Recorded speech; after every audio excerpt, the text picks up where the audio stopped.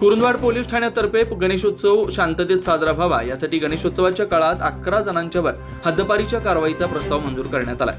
बुधवारी त्यांना हद्दपार करण्यात येणार आहे, तर 96 जणांना कलम 126 नुसार प्रतिबंधात्मक कारवाईच्या नोटिसा बजावण्यात आल्याची माहिती पोलीस सूत्रांकडून मिळाली।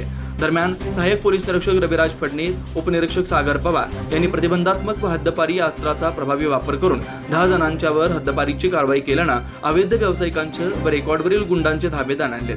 कुरुंदवाड पोलीस प्रशासनानं अब्दुल्लाट, खिद्रापूर, नवे दांडवाड, दत्तवाड, घोसरवाड, कुरुंदवाड, टाकळीवाडी, औरवाड, शेडशाळ, गणेशवाडी, सैनिक टाकळी, गौरवाड या गावातील 96 जणांना प्रतिबंधात्मक कारवाईच्या नोटिसा बजावत त्यांच्याकडून वैयक्तिक जात मुचलका करारपत्र घेण्यात आलाय।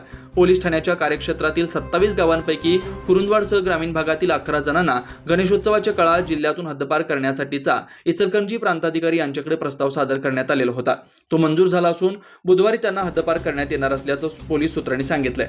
सहाय्यक पोलीस निरीक्षक रविराज फडणीस, पोलीस उपनिरीक्षक सागर पवार यांनी सुरू केलेल्या या कारवाईचं यश बघता नवरात्रोत्सवातही तडीपारीचा फॉर्म्युला राबवला जाण्याची शक्यता आहे। त्यांनी प्रतिबंधात्मक व हद्दपारी या अस्त्राचा योग्य व प्रभावी वापर केल्यानं नागरिकांच्या मधून समाधान व्यक्त होत आहे।